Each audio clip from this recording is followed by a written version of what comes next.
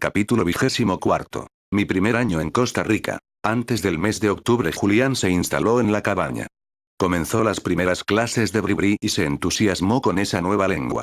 Aquella indígena de una cultura impresionante conectó con aquel viejo profesor y los avances se producían por días. Amén de interesarse por aquel lenguaje se informó, con ayuda de su maestra, de las localidades donde se podía encontrar con esos nativos. Describiendo que su modo de vida era en clanes y los bribri habitaban en la cordillera de Talamanca, desde la vertiente del Caribe, hasta la del Pacífico.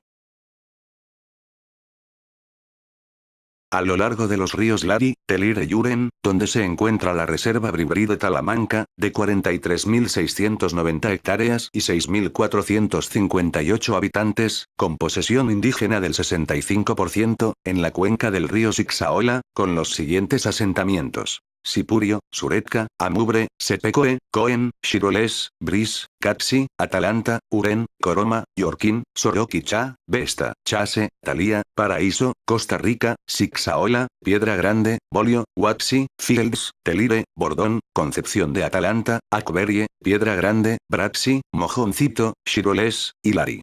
También se encuentra la Reserva Bribri Quecoldi, de 3.900 hectáreas, 210 habitantes, con posesión indígena del 38,5%, en la cuenca del río Cocles, con el asentamiento de Quecoldi fuera de las reservas, habitan los bribris en los poblados de Manzanillo, Puerto Viejo, Talía, Daytonía, Joncreet, y Cahuita.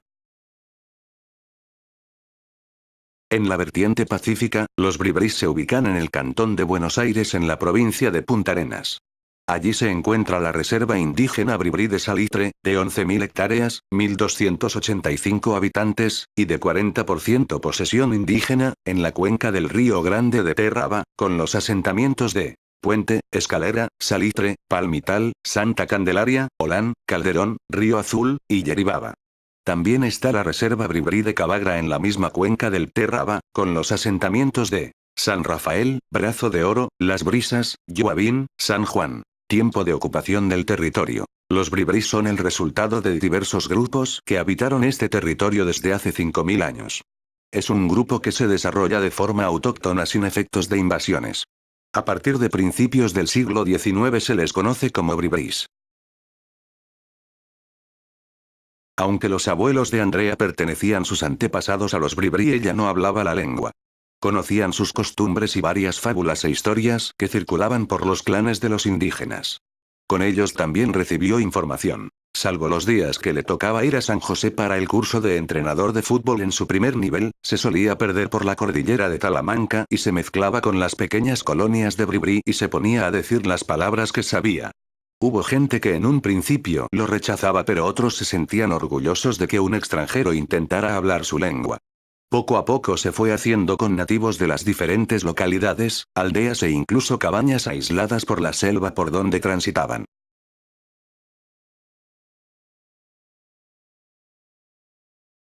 A finales de ese mes de octubre, al pasar por esos lugares, algunos nativos, al verle llegar, lo buscaban para enseñarle más vocabulario y la composición de las frases. Aquel primer mes de octubre perdido por las montañas le compensó todas las dudas que albergaba sobre si había obrado bien dejando todo. Aquella sabiduría popular le entusiasmó y los nativos se asombraban del conocimiento que tenía sobre las plantas medicinales o la cultura de su pueblo.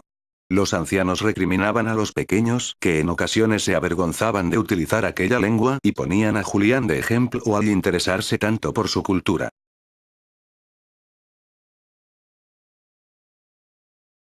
En los poblados con escuela comenzó a construir con capital propio algunas instalaciones deportivas, principalmente para la práctica del fútbol, y ponía como condición para apuntarse en el equipo, que se hablara o se comenzara a practicar el lenguaje de los bribris. Aquello, en especial a los ancianos y amantes de la conservación del lenguaje, conscientes que varias lenguas de Costa Rica se perdieron, lo aplaudieron y no pusieron la menor pega para ceder unos terrenos que pertenecían al clan de aquella población.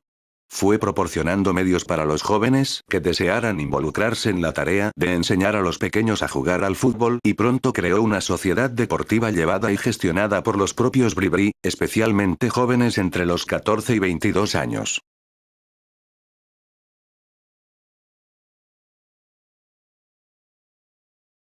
A los más interesados y con posibilidades de perder un par de días a la semana, los apuntó a los cursos de entrenador llevándoles en su coche personalmente y costeando la cuantía de los cursos. En muy poco tiempo se hizo con las gentes.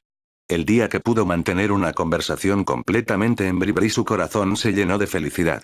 A finales del mes de noviembre, siguiendo el río Sixaola y cerca de la localidad de Cody, tras caminar por una pequeña senda que le habían indicado, llegó a un paraje salvaje de una belleza indescriptible. Le costó más de 4 horas encontrar la cabaña sobre un árbol. Pertenecía al Usekor de los Bribri, máxima autoridad religiosa del clan establecido allí.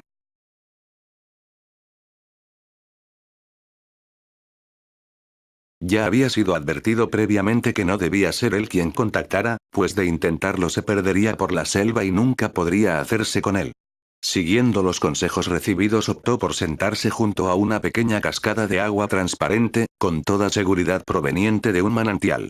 Su altura no pasaría de los 2 metros y moría en una pequeña poza de unos 4 metros de diámetro, para luego, siguiendo una pequeña canalización, perderse ladera abajo. Extendió su hamaca de cuerdas, la emplazó entre 2 árboles y tras colocarse un artilugio construido por él contra los insectos y mosquitos, se tumbó deleitándose de los sonidos y armonía de la selva. Sabía, porque así se lo informaron, que posiblemente tendría que permanecer varios días allí. No teniendo asegurado el contacto. Al llegar la segunda noche, se había estado moviendo por los alrededores, recolectando plantas, observando la vegetación y controlando el quehacer de los animales de la zona. No se había apoderado la noche de las formas y colores, cuando recordó una canción en Bribri que le había enseñado su maestra y comenzó a cantarla. Constató que el personaje le observaba, convencido que lo hacía desde el primer momento que llegó, pero solo en esos momentos fue consciente, al percibir ciertas ondas o sensaciones que se lo confirmaban. Al finalizar la canción recitó un rezo religioso que los guías espirituales Bribri solían emplear en sus ceremonias religiosas. Como era costumbre, permaneció en meditación sentado sobre su hamaca. No lo vio llegar, pero la magia de aquel lugar le hacía percibir su cercanía.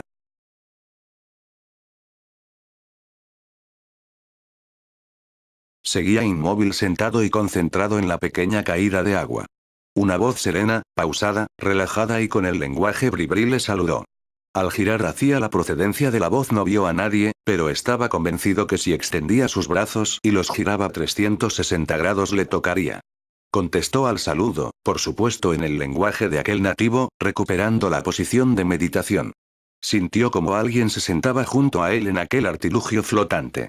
De nuevo el silencio, de nuevo el chapotear de la cascada, de nuevo las 1000 avecillas con sus cánticos, de nuevo la sinfonía del viento acariciando la vegetación del lugar. Por fin, cuando la oscuridad se adueñó de formas y colores, las palabras regresaron entre los dos personajes. Julián manteniendo esa pausa al hablar, y esos tiempos eternos, pura vida. Le confesó su interés por platicar con él. Hablaron poco, pero se transmitieron tanto que ambos se encontraron a gusto.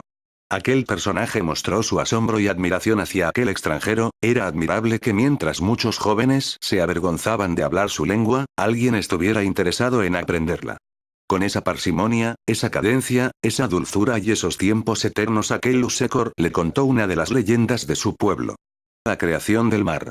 Inició su narración con el título de la leyenda para proseguir con el relato. Relato de Mujer Mar. Sibo envió a Daye, una mujer muy hermosa, para que le hiciera una consulta a Tala, un poderoso Awa, chamán. Y le mandó a Tala, su bastón como obsequio. Daye quedó embarazada y Tala accedió a visitar a Sibo, pero no aceptó el bastón y le indicó a Daye que lo mantuviera siempre cerca de ella.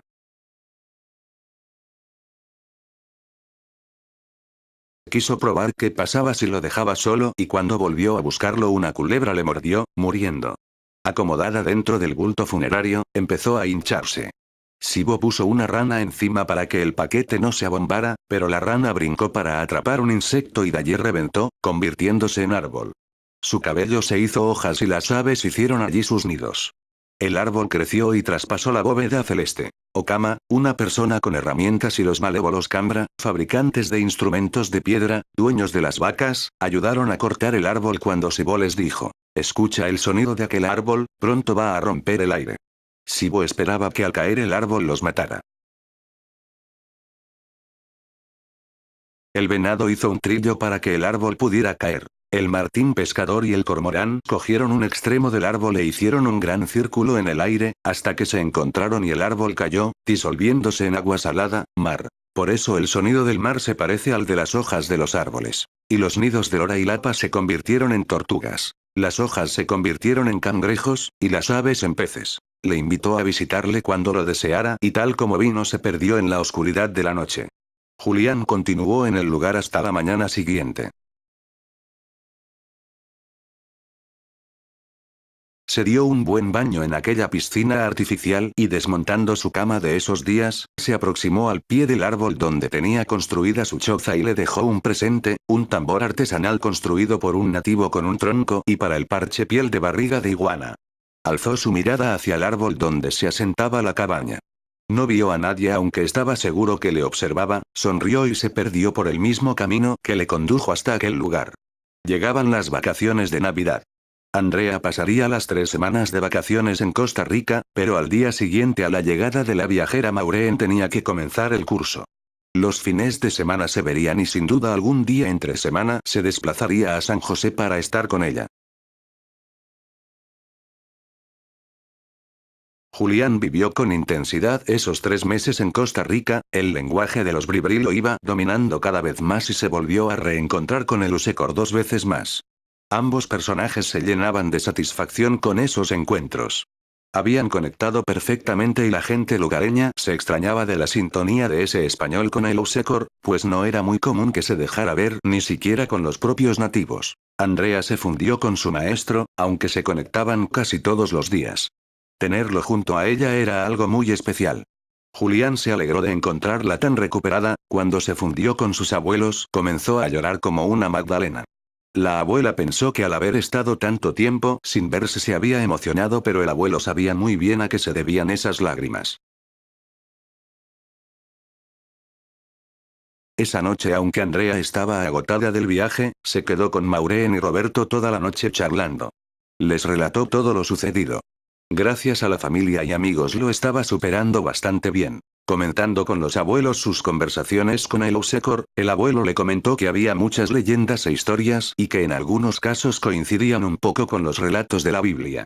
En otras situaciones, lugares y circunstancias, pero que en parte se asemejaba bastante. Pero según las creencias de los más ancianos, comentan que hay almas en el cuerpo humano. 2 habitan el ojo derecho. Omalachau exulacha y de Malash exulacha. 2 en el ojo izquierdo. Dika Wika Chadlock Sulacha y Seboragosa Exulacha. Otra habita cerca del lado derecho del estómago. Tomala Charrock Sulacha. Una más habita el estómago. Yalaya Chavatak Sulacha, y otra en el esófago. Waglirachanok Sulacha. Por último la que habita el corazón. Chkalia Chanok Sulacha. Una de las almas del ojo izquierdo y el alma del corazón se quedan en el cuerpo después de la muerte con el cadáver durante la descomposición y posteriormente en los huesos. Por medio de los ritos fúnebres, Sular, y especialmente por uno de los cantos en los cuales se relatan los hechos de la vida de la persona, estas almas abandonan el cuerpo. Omalachau Exulacha puede salir del cuerpo, momento en el cual produce los sueños de la persona. Dika Wika Chadlock Sulacha se considera moralmente buena. De Malash Exulacha se considera moralmente mala. Otras versiones indican la existencia de 1, 2 o 3 almas. En todo caso, prevalece la noción de que una, S, residen en el ojo derecho y otra, S, en el izquierdo. Y que una, S, emigran con la muerte y otra, S, quedan con los huesos. Aquel anciano bribri se entusiasmaba con aquel maestro, verlo tan enfrascado por el conocimiento de su tribu le emocionaba. Comprobar su interés y el tiempo que dedicaba aquel español por conocer más profundamente a los originarios nativos de Costa Rica le llenó. Pero Julián no solo se limitaba a entablar conversación para conseguir soltura en el lenguaje. Siempre que se acercaba por San José, principalmente lo hacía para asistir a los cursos de entrenador de fútbol, se perdía por las facultades en busca de información. Entraba en sus bibliotecas y se sumergía en los libros, tratados, artículos, tesis, documentos o cualquier información que pudiera captar sobre los bribris. Habló principalmente con catedráticas. Incluso llegó a contactar con 2 alumnos bribris interesados en mantener su cultura. Uno de los detalles que más le impresionó fue la falta de lenguaje escrito de ese grupo, mayoritario en Costa Rica. Los textos que estaban escritos se debían al lingüista estadounidense Rick Jack Wilson en colaboración con Adolfo Constenla. Basando su trabajo en artículos y congresos de finales del siglo XIX por otro norteamericano William Gabb, en concreto en el año 1875.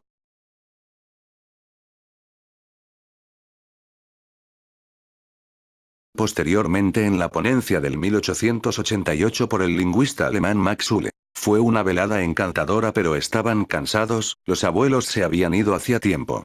Él se retiró cerca de las 24 horas, no entró en su habitación, fue directo a la hamaca del pórtico y con el protector de mosquitos cubriendo el artilugio de descanso se quedó a los pocos minutos completamente dormido. Con los sueños que acudieron a su subconsciente esa noche no se habría levantado nunca. La imagen de aquella mujer que se cruzó en su vida cuando estaba próximo a los 20 años apareció en las imágenes de los sueños de esas 6 horas de descanso. Su imagen nítida, radiante, bella iba a su encuentro en medio de la selva, junto a la poza que recibía generosa esa tenue cascada de 2 metros a escasos pasos de la cabaña de Lusecor. Uno frente al otro, permanecieron una eternidad, contemplándose, recreando su mirada en la de su pareja, perplejos, asustados, ilusionados. Sin llegar a contactar físicamente se desposeían de sus ropas y con el traje del nacimiento entraban en aquellas cristalinas aguas. El contacto de una mano en la del otro alteró sus constantes vitales, sintió no solo en el sueño, en su lecho colgante la alteración de su corazón, de su respiración, de la circulación sanguínea. Calentada el agua, calentados sus cuerpos, alterando sus hormonas, hasta que poco a poco el cuerpo de uno se fundía en el otro formando un solo ser. El jadeo imparable le despertó, se maldijo por haber abandonado a su gran amor, pero consiguió conectar de nuevo con ese mundo increíble que en ocasiones te agobia, te asfixia pero en otras te permite viajar al paraíso y disfrutar en la tierra de ese lugar mágico prometido por Jesús. Andaban desnudos, con sus prendas colgando de la mano libre, la otra parecía confundirse con el cuerpo de su pareja. Llegaron al pie del árbol donde, como las casas colgantes de Cuenca, en España, pendía de 3 ramas.